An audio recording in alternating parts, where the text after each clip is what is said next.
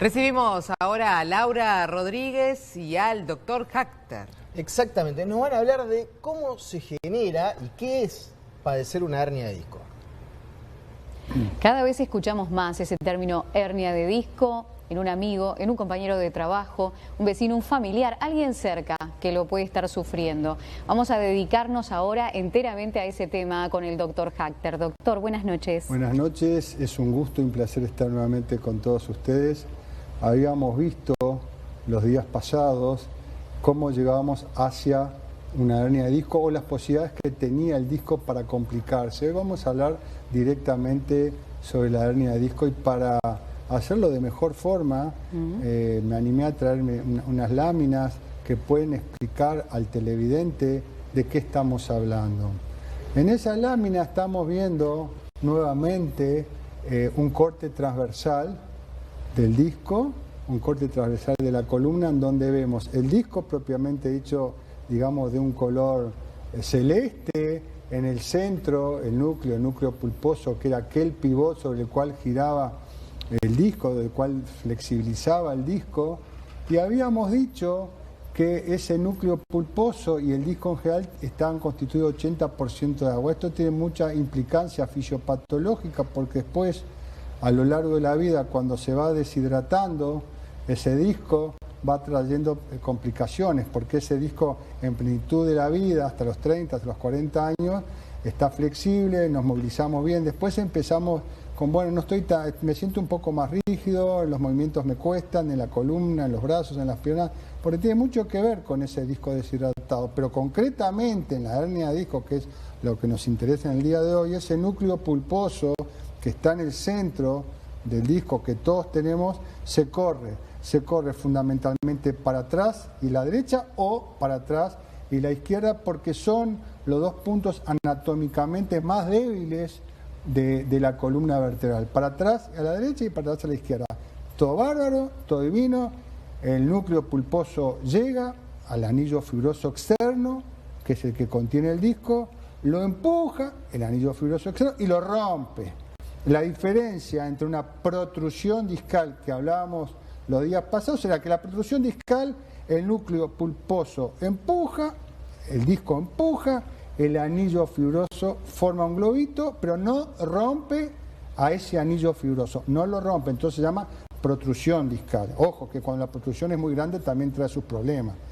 Ahora, cuando el núcleo pulposo con el material discal rompen el anillo fibroso externo del disco, ahí sale el material discal y esa es la famosa hernia de disco. La famosa hernia de disco es la salida del material discal de su hábitat natural, con los consiguientes problemas que con eso lleva, porque no nos olvidemos que ahí nomás, y lo estábamos viendo en las láminas, están las raíces raquídeas que salen todo a lo largo de la columna, del cuello, las dorsales, las lumbares, todo a lo largo de la columna, a inervar la cabeza, a inervar los brazos, a inervar el pecho, el abdomen, las piernas, todo sale de la columna vertebral. Cualquier problema en la columna vertebral puede darnos dolor, no solamente en la columna vertebral, sino problemas a distancia por las raíces raquídeas.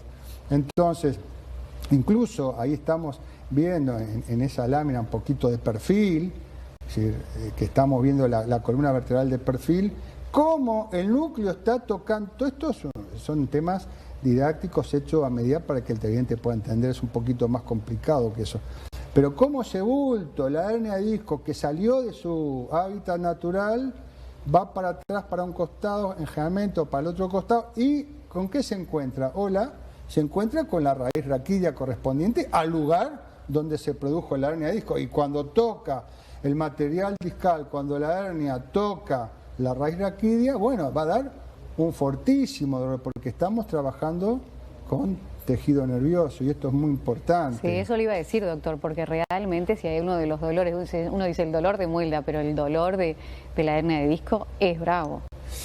Yo podría decir, con respecto a esta cita que tú haces, que nosotros podríamos decir que sí, es decir, sería el dolor del dolor de muela en la columna, sí. Porque estamos hablando de raíces y no exactamente las mismas, estamos hablando de tejido nervioso. Tú hiciste una referencia muy interesante.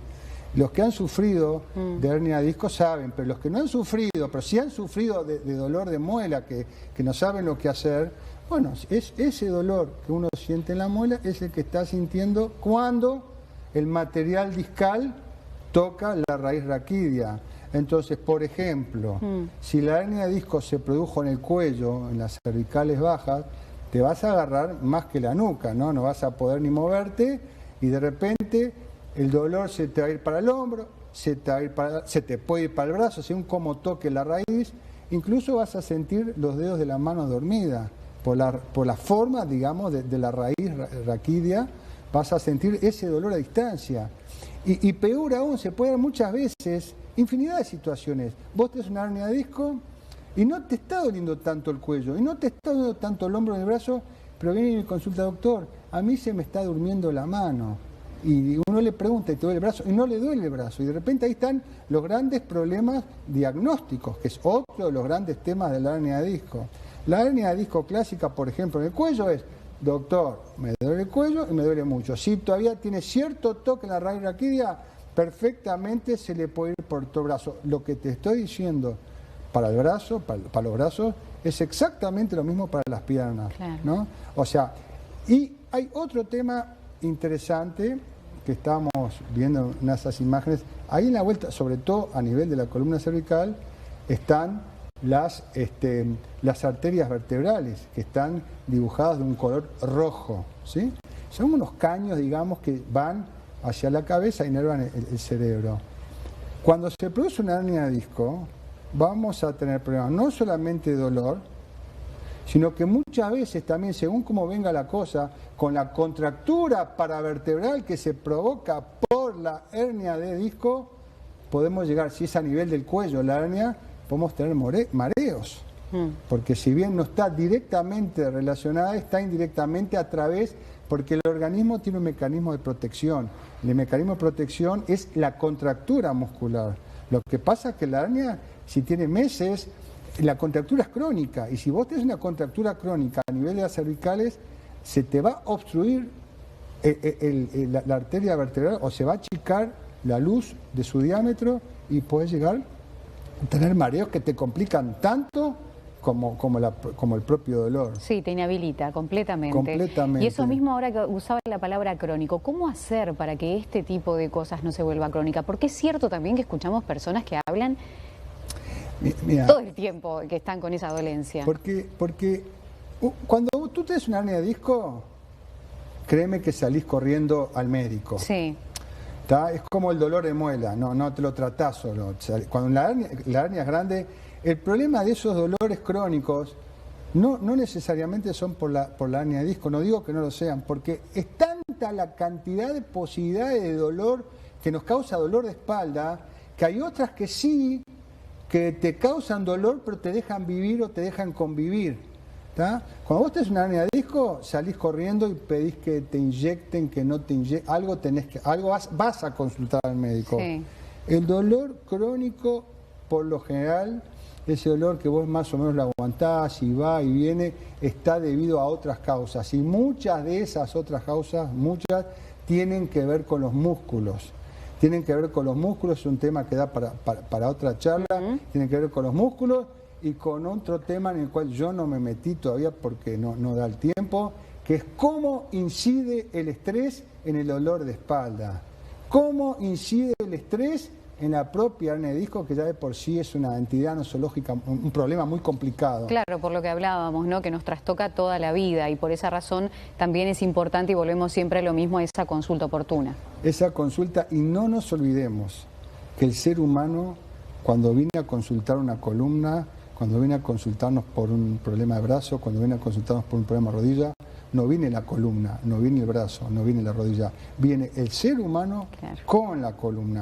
Y a ese ser humano le pasan cosas, tiene emociones, tiene sentimientos, tiene angustias, tiene depresiones. Y todos esos sentimientos, emociones, pensamientos influyen, no indirectamente, influyen directamente en los músculos, y al influir directamente provocan contractura, y al provocar contractura provocan más dolor del que deberían de tener. Por eso es muy importante, no viene la columna caminando, viene la columna dentro de un ser humano con múltiples interacciones. Sí, por eso hay que atender, como siempre dicen, ¿no? Mente, cuerpo y alma. Y de eso vamos a seguir hablando, doctor. Muchas gracias. Con el gusto de siempre.